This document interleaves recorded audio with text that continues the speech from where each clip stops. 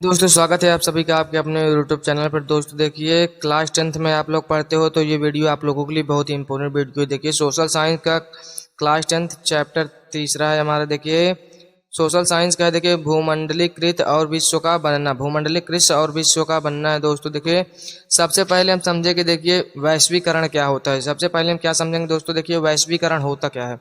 वैश्वीकरण हमारा देखिए क्या होता है। तो वैश्वीकरण यहाँ पर हम समझेंगे। देखिए सबसे पहले हम व्यक्तियों, सामानों और नौकरियों का एक देश से दूसरे देश तक स्थानांतरण को वैश्वीकरण कहते हैं। किसको कहते हैं? व्यक्तियों को, मतलब व्यक्तियों, सामानों और नौकरियों से एक स्थान से दूसरे स्थान, मतलब जो एक स्थान से दूसरे स्थान नौकरी करने जाते हैं दूसरे देश में, उसका स्थानांतरण, उसको जाने की क्रिया को क्या कहेंगे? वैश्वीकरण कहते हैं। जैसे कि भारत की खोज वास्को डिगामा ने की थी और अमेरिका की खोज कोलंबस ने किया। कौन किया था? भारत की खोज किसने किया था? वास्को डिगामा ने किया था, आप लोग याद करना। और अमेरिका की खोज किसने किया था? कोलंबस ने किया था। भारत की खोज वास्को डिगामा और अमेरिका की खोज कोलंबस ने किया था। वैश्वीकरण और औद्योगिकीकरण दोनों ने ही मिलकर दैनिक जीवन बदल कर रख दिया। दोनों ने मिलकर ही हमारा जीवन को ही बदल दिया। 18वीं शताब्दी के बाद तक भारत और चीन दुनिया का सबसे अमीर व धनी देश हुआ करता था। एशियाई व्यापार में इन्हीं का दबदबा था। भारत और चीन सबसे अमीर व धनी देश हुआ करता था। कब हुआ करता था? 18वीं शताब्दी में के बाद, 18वीं शताब्दी के बाद हुआ करता था। उसको जानने के लिए हमारे को करना होगा कि यूरोपीय विश्व व्यापार का सबसे बड़ा केंद्र कैसे बन गया। यूरोपीय विश्व का सबसे बड़ा व्यापार देश कैसे बन गया, या केंद्र कैसे बन गया। तो चलिए समझते हैं आगे की ओर। तो देखिए भूमंडलीकरण क्या है। भूमंडलीकरण क्या होता है हमारा? देखिए भूमंडलीकरण यहाँ पर क्या होता है। भूमंडलीकरण, रुकिए एक मिनट।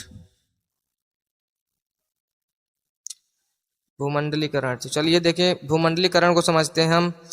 दुनिया भर में आर्थिक, सांस्कृतिक, राजनीतिक, धार्मिक और सामाजिक प्रणालियों का एकीकरण। इसका मतलब यह है कि वस्तुओं और सेवाओं, पूंजी और श्रम का व्यापार दुनिया भर में किया जाता है। देश के बीच सूचना और शोध का परिणाम आसानी से प्रवाहित होता है। ये हमारा क्या कहलाएगा? भूमंडलीकरण। मतलब देखिए, जो एक दूसरे देश से जाते हैं, लोग आते हैं, एक देश से दूसरे देश जाएंगे तो अपनी संस्कृति को, अपने राजनीतिक को और अपने धार्मिक को और अपने धर्म को सामाजिक प्रणालियों के तौर पर वो अपने साथ साथ ले जाएंगे। अपने वस्तुओं और सेवाओं, पूंजी को, श्रम को वो अपने साथ साथ ले जाएंगे। जहाँ भी जाएंगे कार्य करने या फिर काम करने, वो अपने संस्कृति को, अपने भाषा को ले जाएंगे। और जो खाते पीते हैं, मतलब अपने रीति रिवाज को अपने साथ ही तो ले जाएंगे।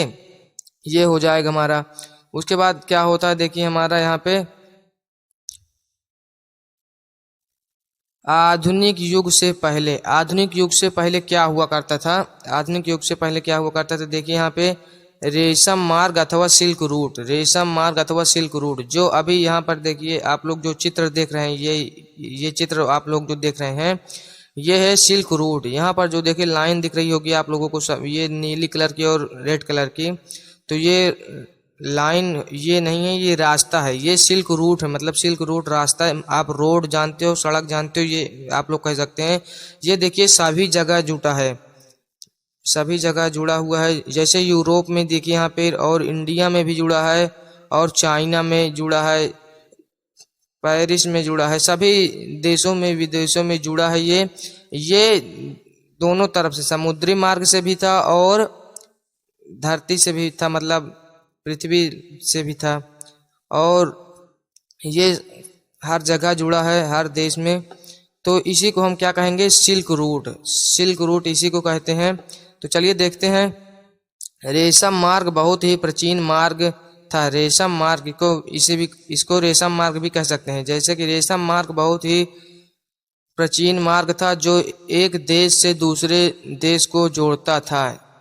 जो एक देश से दूसरे देश को क्या करता था, जोड़ता था आपस में। ये रोड बन जाएगी, जाहिर सी बात है रोड बन जाएगी तो एक गांव हो या दूसरा गांव हो वो आपस में जुड़ जाते हैं, आने जाने का रास्ता हो तो वो जुड़ ही जाते हैं। तो ये रेशम मार्ग इसका नाम क्यों पड़ा, अभी मैं आगे चल के इसके बारे में बात करेंगे। यह मार्ग ईसा पूर्व से पहले ही शुरू हो चुका था, यह मार्ग ईसा पूर्व से पहले ही शुरू हो गया था। देखिए 15वीं शताब्दी तक भी इसका प्रयोग किया गया, जिसने बहुत सारे महादेशों को भी जोड़ता था, बहुत सारे महादेशों को ये जोड़ता था, जिसमें से प्रमुख अफ्रीका, उत्तरी अमेरिका और यूरोप को एशिया से जोड़ता था। किसको किसको जोड़ता था, अफ्रीका, उत्तरी अमेरिका और यूरोप को एशिया से जोड़ता था। ये हमारा हो गया देखिए आधुनिक युग से पहले की बातें। उसके बाद क्या होता है देखिए हमारा, देखिए उसके बाद आता है हमारा रेशम मार्ग, सिल्क रूट की विशेषताएं। रेशम मार्ग जो था उनके सिल्क रूट की व्यवस्थाएं क्या थी, विशेषताएं। तो देखिए जो रेशम मार्ग था उसको यहीं से उसका नाम देखिए पड़ेगा, अभी देखिए आगे चल के देखते हैं। इस सिल्क रूट से होकर चीन के बर्तन दूसरे देश तक जाते थे। इस रूट से होकर, इस सिल्क रूट से होकर चीन के बर्तन जो होते थे, वो चीन के बर्तन होते थे, जो चीन के सामान होते थे वो दूसरे देश तक पहुंचते थे, दूसरे देश तक जाते थे इसी रूट से होकर। और देख किसी प्रकार यूरोप से एशिया तक सोना और चांदी इसी सिल्क रूट से आते थे। इसी प्रकार यूरोप से एशिया तक सोना और चांदी इसी सिल्क रूट से जाते थे, मतलब इसी रूट से, इसी रास्ते से जाते थे। और सिल्क रूट के रास्ते ही ईसाई, इस्लाम और बौद्ध धर्म दुनिया के विभिन्न भागों में पहुंच गए थे। ये मतलब सभी धर्मों के लोग वहां पर तक पहुंच गए थे। रेशम मार्गों को दुनिया का सबसे दूर के हिस्सों से जोड़ने वाला सबसे महत्वपूर्ण मार्ग माना जाता था। रेशम मार्गों को दुनिया से सबसे दूर के हिस्सों को जोड़ने वाला, मतलब जो दूर के हिस्सों को जोड़ता है उसको सबसे महत्वपूर्ण मार्ग माना जाता है। क्रिश्चियन युग से पहले भी सिल्क रूट अस्तित्व यह और 15वीं शताब्दी तक विकसित हुए रूट दुनिया के विभिन्न हिस्सों के बीच व्यापार और सांस्कृतिक संबंधों को एक बड़ा स्रोत संबंधित हुआ। उसके बाद आ जाता है देखिए इसे हम रेशम मार्ग क्यों कहते हैं, इसे हम रेशम मार्ग क्यों कहते हैं। देखिए मैं अभी बताया था ना कि इसे हम रेशम मार्ग क्यों कहते हैं, इसमें आप लोगों को जानेंगे रेशम मार्ग क्यों। वह इसलिए क्योंकि सबसे पहले इस रास्ते का प्रयोग चाइनीज लोग रेशम का व्यापार किया करते थे, जिसे चाइनीज रेशम भी कहा जाता है। क्या, कौन लोग, चाइनीज लोग जो थे इसी रास्ते से वो अपने रेशम का व्यापार करते थे। रेशम एक धागा होता है, रेशम का धागा आप लोग जानते होंगे, रेशम का इसी चाइनीज लोग इसी रास्ते से वो व्यापार करते थे, मतलब आते जाते थे। इसे आप लोग चाइनीज रेशम भी कह सकते हैं। देखिए यहाँ पे लिखा भी है, इसे आप लोग चाइनीज रेशम भी कह सकते हैं। फिर भारतीय लोगों ने मसाले, भारतीय सामान, चांदी, सोना और ढेर सारी वस्तुओं का आवागमन शुरू कर दिए। आवागमन मतलब आने जाने का कार्य शुरू कर दिया इसी रोड से, इसी रास्ते से। मसाले, भारतीय सामान, सोना, चांदी, ढेर सारी वस्तुएं भारतीय लोग भी मतलब बेचने लगे, एक देश से दूसरे जाकर मतलब पहुंचाने लगे, सामान को शुरू कर दिए। उसके बाद सामानों के साथ व्यापार और संस्कृति का भी आदान प्रदान हुआ। जाहिर सी बात है देखिए सामानों के साथ संस्कृति और व्यापार का भी आदान प्रदान हुआ। जैसे कि देखिए हमारी संस्कृति की है, हमारी भाषा के लोग जो दूसरे देश में जाते थे अपनी भाषा को, अपनी संस्कृति को साथ साथ ले जाते थे और बोलते थे जैसे अपनी भाषा को बोलते हैं, तो वो विदेश के लोगों को भी प्रभाव पड़ा और जो विदेशी लोग बोलते थे हमारे इंडिया के लोगों को भी प्रभाव पड़ता था। तो ये हो जाएगा। उसके बाद देखिए हमारा हो जाएगा भोजन यात्रा। भोजन यात्रा क्या होता है, देखिए भोजन यात्रा में जैसे व्यापारी और यात्री एक देश से दूसरे देश जाते थे, इसी तरह खाने के सामान भी चलते चले गए। उदाहरण के लिए जैसे देखिए व्यापारी लोग एक देश से दूसरे देश जाते थे व्यापार करने के लिए और उनको अपने साथ अपने स्थान का भोजन तो उनको ले जाना पड़ेगा, क्योंकि दूसरे देशों में पता नहीं क्या खाते हैं लोग हैं, क्या पीते हैं। तो आप लोगों को अपने देश से जो भोजन या सामग्री ले जाते थे वो दूसरे देश में भी चले गए। इसी प्रकार जैसे कि नूडल्स चीन से आया, पास्ता अरब सागर से आया, मतलब अरब देश से आया। नूडल्स जो है वो कहाँ से आया? चीन से आया। और पास्ता जो है वो अरब देश से आया। देखिए यहाँ पर चीन, देखिए आप लोगों को चित्र दिखा देता हूँ। देखिए ये देखिए, ये है चित्र हमारा। देखिए नूडल्स और चाउमीन, इसे चाउमीन भी हमारे इंडिया में इसे चाउमीन कहते हैं, ठीक है ना। तो आगे देखिए यहाँ पे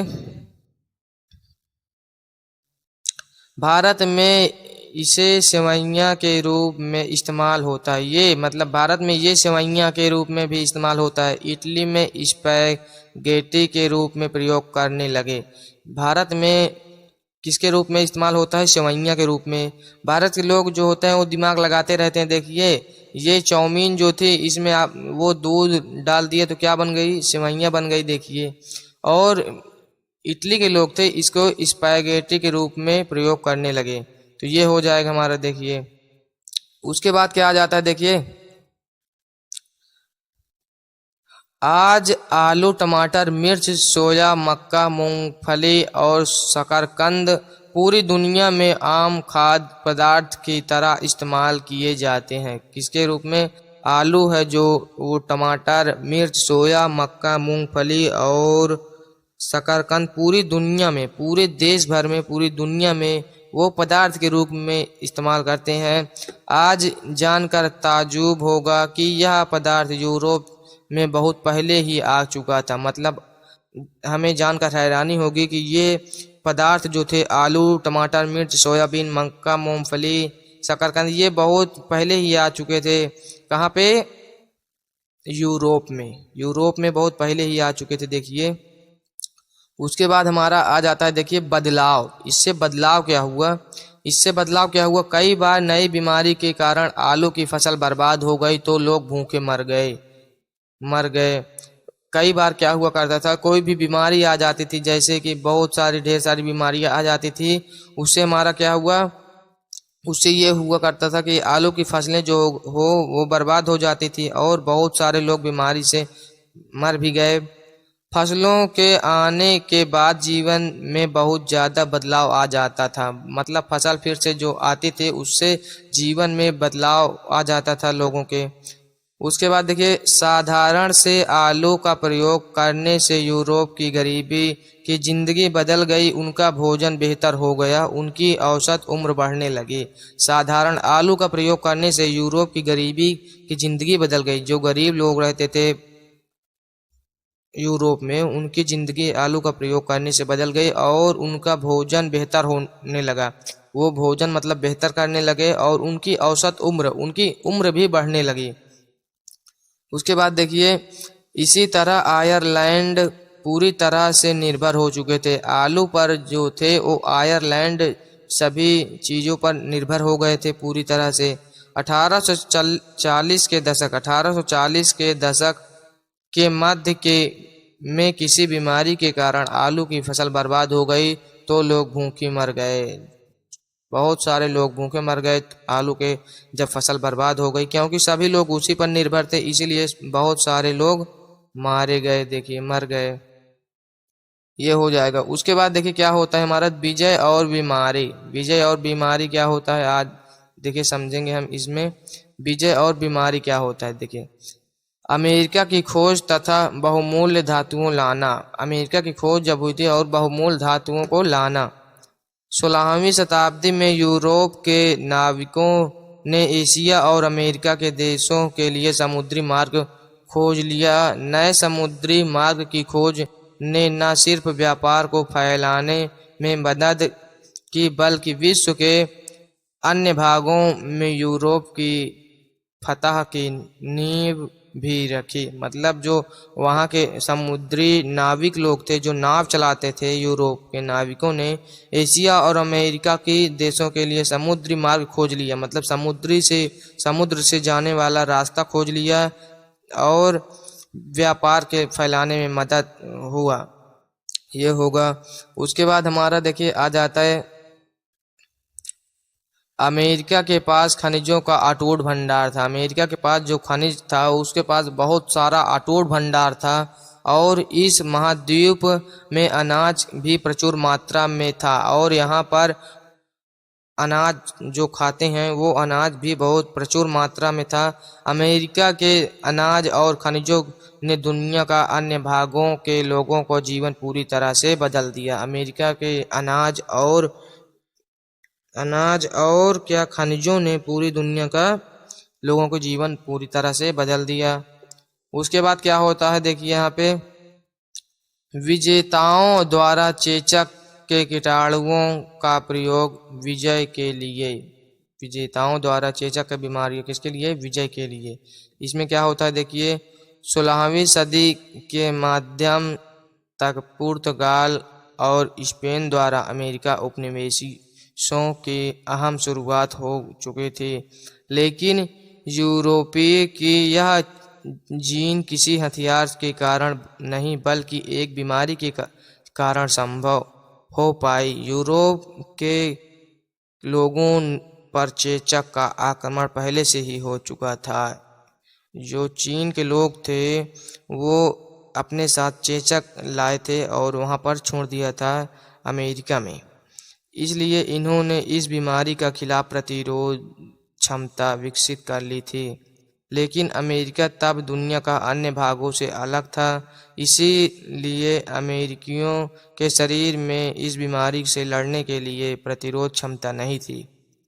जब यूरोप के लोग वहां पहुंचे तो वह अपने साथ चेचक के जीवाणु भी ले गए। इससे इसके कुछ भागों की पूरी आबादी साफ हो गई। वे जो लोग थे, यूरोप के लोग, अपने साथ अमेरिका जब गए तो वो चेचक के जीवाणु होते हैं जो देखते हैं छोटे छोटे बच्चों, कभी कभी दाने के रूप में हो जाते हैं, दाने के रूप में जो हो जाते हैं, रेड कलर के दाने दाने दाने दाने पूरे शरीर में हो जाते हैं, उसे हम कहते हैं चेचक की बीमारी।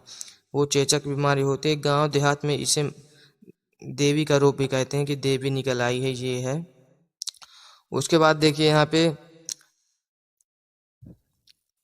इस तरह यूरोपियन आसानी से अमेरिका पर जीत हासिल कर ली। यूरोप के लोग थे, इसी प्रकार बहुत सारी आबादी वहाँ पे मारी गई। इसी प्रकार यूरोप के लोग वहाँ पर अमेरिका पर जीत हासिल कर लिया। उसके बाद क्या होता है देखिए, यूरोप में समस्या क्या होती है? 19वीं सदी तक यूरोप में कई समस्या थी, जैसे गरीबी, बीमारी और धार्मिक टकराव। यहाँ पर देखिए धार्मिक टकराव भी हुआ करता था। धर्म के खिलाफ बोलने वाले कई लोग सजा के डर से अमेरिका भाग गए। धर्म के खिलाफ जो बोलते थे वो सजा के डर से कहाँ भाग गए? अमेरिका भाग गए। उन्होंने अमेरिका में मिलने वाले अवसरों का भरपूर इस्तेमाल और इनमें से उनकी काफ़ी तरक्की हुई। वहाँ पे जो अवसर मिलते थे, मतलब अमेरिका में जो फ़ायदा हुआ करते थे, उनसे उन्होंने भरपूर इस्तेमाल किया और उनसे काफ़ी उनकी तरक्की भी हुई। उसके बाद आ जाता है हमारा देखिए 18वीं सदी तक भारत और चीन। 18वीं सदी तक भारत और चीन क्या था देखिए, 18वीं सदी तक भारत और चीन दुनिया के सबसे धनी देश हुआ करते थे। भारत दुनिया का सबसे देश हुआ करता था। कौन? भारत और चीन। भारत और चीन दुनिया के सबसे धनी देश हुआ करते थे। लेकिन 15वीं सदी से ही चीन ने बाहरी संपर्क पर अंकुश लगाना शुरू किया था और दुनिया के बाकी हिस्सों से अलग हो गया था। लेकिन 15वीं सदी में क्या हुआ, जो चीन था वो बाहरी देश पर अंकुश लगा दिया, मतलब कि बाहरी देश से जो सामान आता जाता था, व्यापार होता था, उस पर उसने रोक लगा दिया, बाकी हिस्सों से अलग हो गया। चीन के घटते प्रभाव और अमेरिका के बढ़ते प्रभाव के कारण विश्व के व्यापार का केंद्र बिंदु यूरोप की तरफ शिफ्ट हो गया। कहाँ पर शिफ्ट हो गया? यूरोप की तरफ शिफ्ट हो गया। देखिए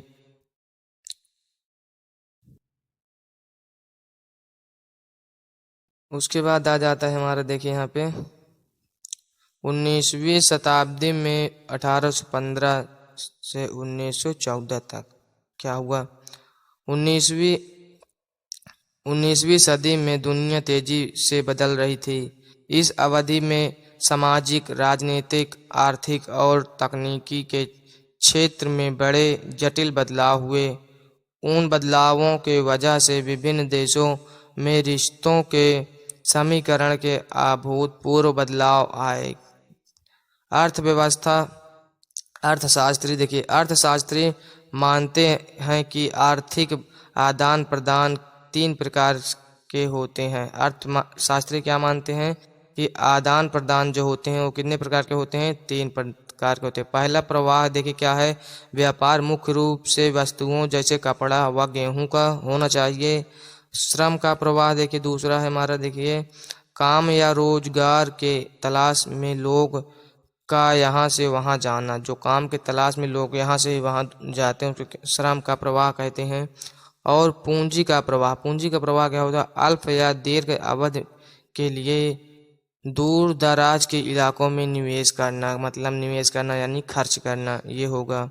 उसके बाद देखिए क्या होता है, विश्व अर्थव्यवस्था का उदय। विश्व अर्थव्यवस्था का उदय क्या होता है, आइए इन तीनों को समझने के लिए ब्रिटेन के अर्थव्यवस्था पर नज़र डालें। इनको समझने के लिए हमको कहाँ पे नज़र डालना पड़ेगा, ब्रिटेन के अर्थव्यवस्था पर। तो देखिए ब्रिटेन की अर्थव्यवस्था पर क्या हुआ, देखिए 18वीं सदी के आखिरी दशक तक ब्रिटेन में कार्न लॉ था। कार्न लॉ एक कानून था। वो कानून कहाँ पर था, आखिरी दशक तक ब्रिटेन में था। कार्न लॉ वह कानून जिसे के सहारे सरकार ने मक्का के आयात पर पाबंदी लगा दी थी। मक्का हमारे इंडिया में होता था, वहाँ से इंडिया से जाता था सभी जगहों पर, और सरकार ने वहाँ पर क्या लगा दिया था, कार्न लॉ। ये कानून लगा दिया था सरकार ने कार्न लॉ का, ये कानून है एक। उसके बाद कुछ दिन में ब्रिटेन में जनसंख्या बहुत ज़्यादा बढ़ गई। जैसे ही जनसंख्या बढ़ी भोजन की मांग वृद्धि हो गई, मतलब जैसे ही जनसंख्या बढ़ती गई वैसे ही भोजन की मांग बढ़ती गई, ये होगा। उसके बाद भोजन की मांग बढ़ी तो कृषि आधारित सामानों में भी वृद्धि हो गई। जब भोजन की मांग बढ़ी तो जो किसान लोग थे उनके सामानों में वृद्धि हो गई, मतलब उनके सामान ज़्यादा बिकने लगे, तरक्की होने लगी उनकी भी। उसके बाद देखिए, इससे पहले कि ब्रिटेन में भूखमरी आती, सरकार ने कार्न लॉ को समाप्त कर दिया। ब्रिटेन में भूखमरी आती इससे पहले ही सरकार ने उसको समाप्त कर दिया। देखिए सरकार ने उसे कार्न लॉ जो कानून लगाया था उसको सरकार ने समाप्त कर दिया। देखिए जिससे अलग अलग देश के व्यापारियों ने ब्रिटेन में भोजन का निर्यात किया। अलग अलग देश के व्यापारी लोग ब्रिटेन में भोजन का निर्यात किया। भोजन मतलब बनाकर बेचने लगे या वहाँ पर सामान पहुँचाने लगे। उससे क्या हुआ, उनके भी बहुत ज़्यादा तरक्की हुई, क्योंकि ब्रिटेन में भुखमरी आने वाली थी और भोजन की कमी वैसे भी हो चुकी थी, इसीलिए उन्होंने उसका फ़ायदा अलग अलग देश के लोगों ने उठाया।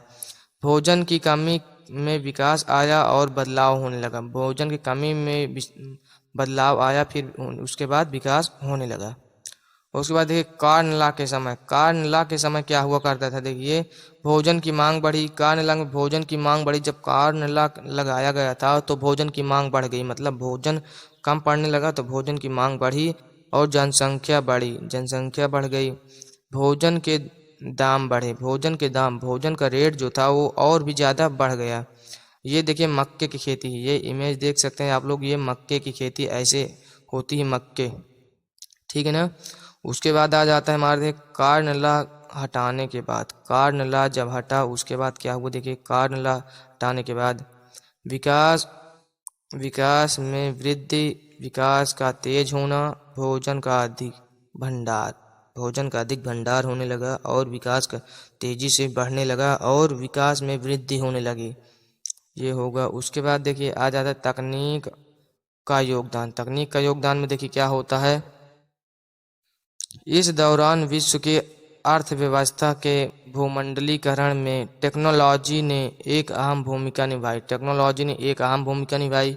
इस युग के कुछ मुख्य तकनीकी है रेलवे, स्टीमशिप और टेलीग्राफ। रेलवे में बंदरगाहों और आंतरिक और भूभाग को आपस में जोड़ दिया।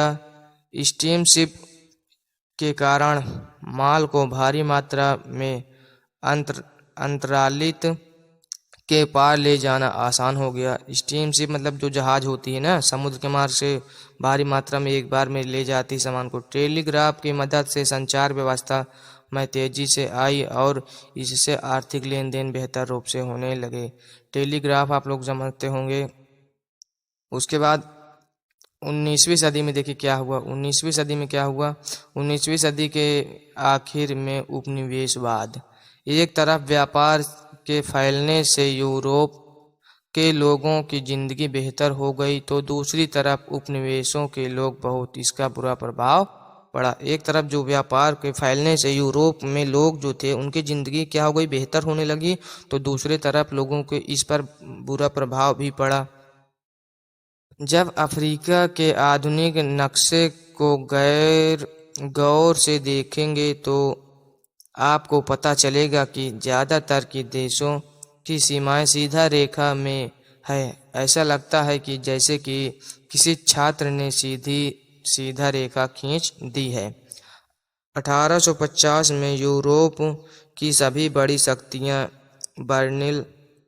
बर्लिन में मिली हैं। अफ्रीकी महादेश को आपस में बांट दिया। इस तरह अफ्रीका के ज़्यादातर देशों में सीमाएं सीधा रेखा में बन गई। इसका कारण ये हो जाएगा, देखिए। उसके बाद देखिए क्या होता है दोस्तों। उसके बाद देखिए होता यह है कि रिंडरपेस्ट या मवेशी प्लेग। रिंडरपेस्ट या मवेशी प्लेग क्या था, देखिए समझेंगे। रिंडरपेस्ट जो था ये एक बीमारी थी। रिंडरपेस्ट क्या था, एक बीमारी थी।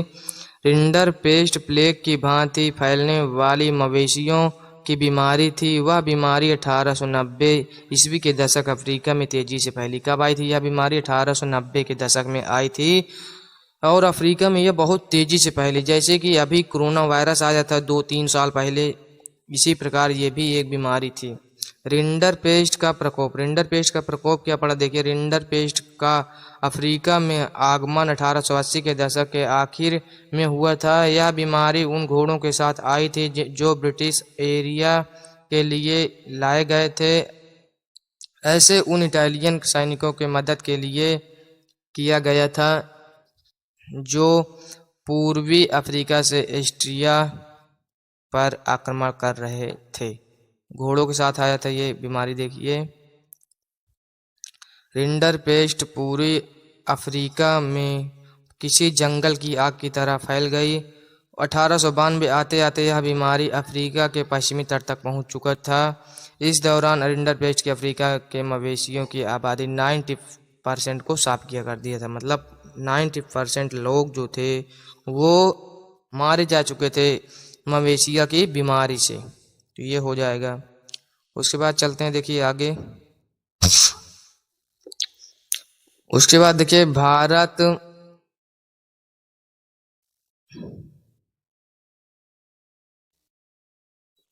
भारत से अनुबंधित श्रमिकों को जाना।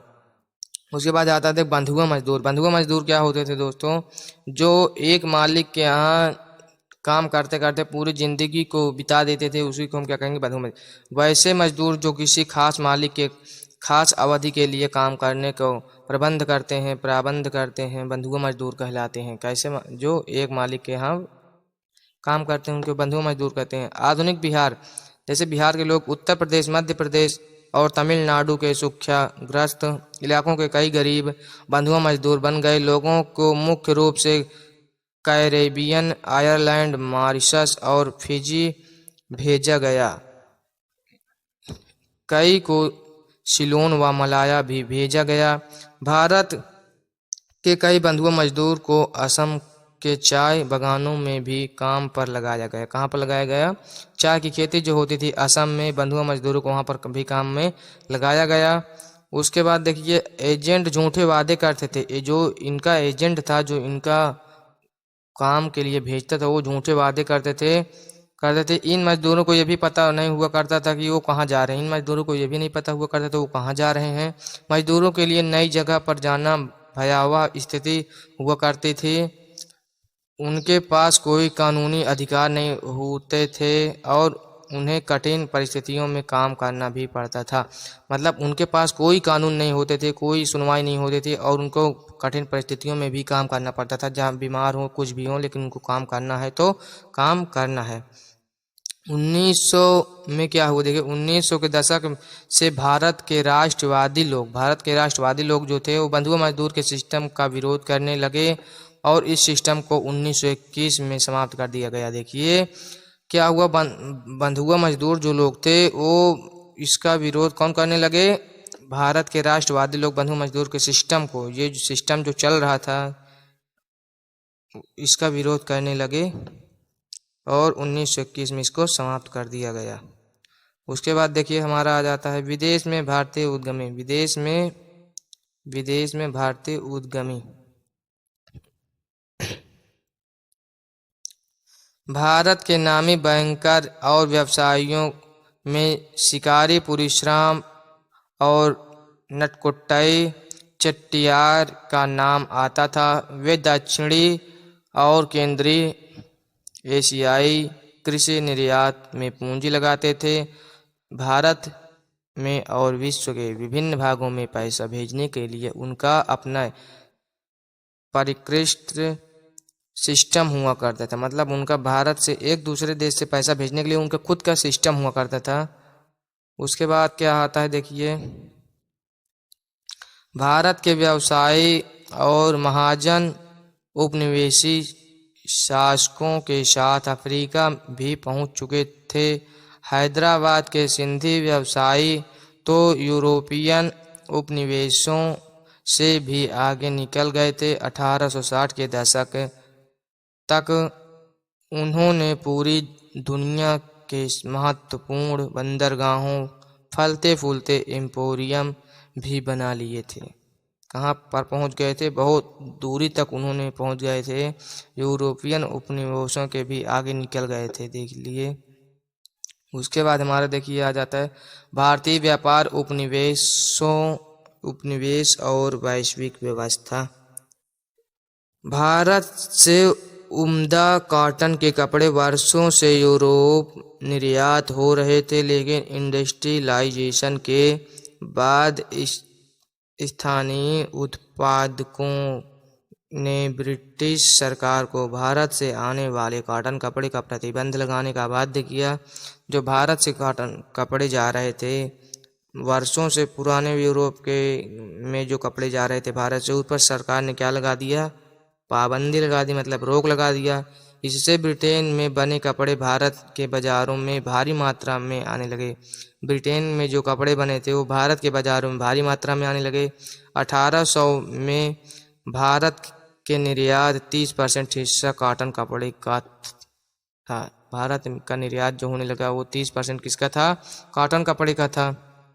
उसके बाद 1815 में क्या हुआ, 1815 में देखिए, 1815 में यह गिरकर 15% हो गया और 1870 आते आते इसके 30% ही रह गया, मतलब 3% ही रह गया। लेकिन 1812 से 1871 तक के कच्चे कॉटन का निर्यात 5% से बढ़कर 35% हो गया। इस दौरान निर्यात किए गए सामानों में नील इंडिगो में तेजी से बढ़ोतरी हुई। भारत में कुछ ज़्यादा निर्यात होने वाला सामान था अफीम। क्या था, अफीम, जो मुख्य रूप से चीन जाता था। भारत में क्या होता था, अफीम होता था जो मुख्य रूप से कहाँ जाता था, चीन जाता था। उसके बाद हुआ क्या देखिए, महायुद्ध के बीच अर्थव्यवस्था। महायुद्ध के बीच अर्थव्यवस्था क्या हुआ था देखिए, प्रथम विश्व युद्ध मुख्य रूप से यूरोप में लड़ा गया था। कहाँ पे लड़ा गया था, प्रथम विश्व मुख्य रूप से यूरोप में ये लड़ा गया था।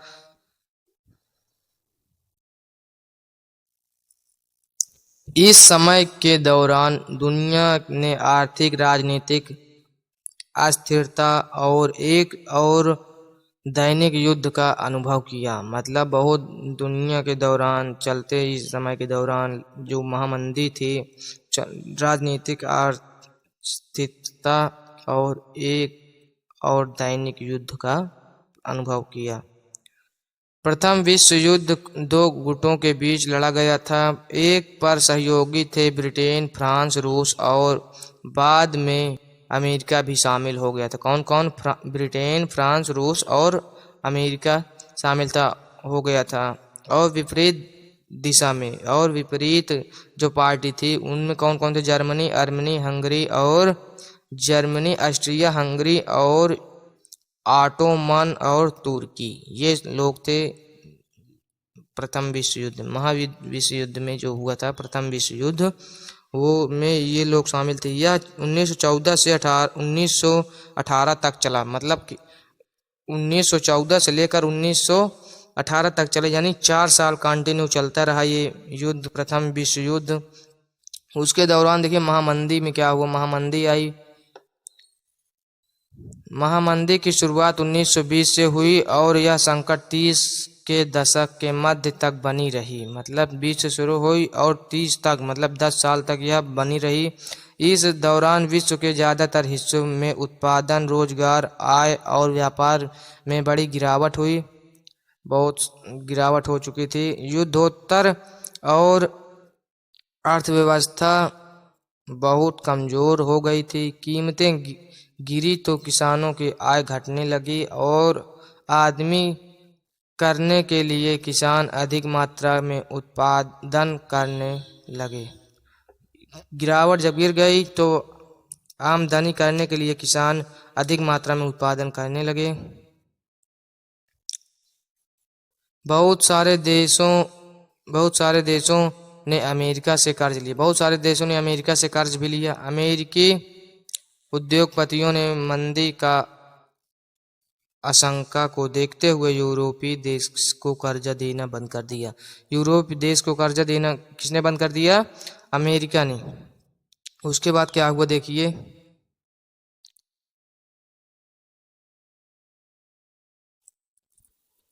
भारत और महामंदी। भारत में महामंदी आई, देखिए 1928 से 1934 के बीच देश का आयात निर्यात घटकर आधा रह गया। अंतर्राष्ट्रीय बाजार में कीमतें गिरने से भारत में गेहूं की कीमत 50% गिर गई। गेहूं की कीमत मतलब 50% क्या हुई? गिर गई। देखिए 50% गिर गई भारत की गेहूं की कीमत। उसके बाद देखिए क्या हुआ, किसानों और काश्तकारों को ज़्यादा नुकसान हुआ। किसानों को और किसको? काश्तकारों जो लोग थे, व्यापार करने के लिए जो लोग थे, उनका क्या हुआ? उनको ज़्यादा नुकसान हुआ। महामंदी शहरी जनता एवं अर्थव्यवस्था के लिए हानिकारक हो गया। 1931 में मंदी चरम सीमा पर थी, जिसके कारण ग्रामीण भारत असंतोष व उथल पुथल के दौरान से गुजर रहा था। तो ये था हमारा देखिए भारत में महामंदी। तो ये होगा। तो उसके बाद देखिए, तो धन्यवाद, आप लोग यहाँ तक वीडियो में बने रहे। और हाँ, अभी तक वीडियो को लाइक नहीं किए तो लाइक कर दीजिए। आप लोगों को पूरे चैप्टर का इसी में पढ़ाया जाएगा, सभी चैप्टरों को। तो जय हिंद, जय भारत। मिलते हैं फिर किसी नेक्स्ट वीडियो में।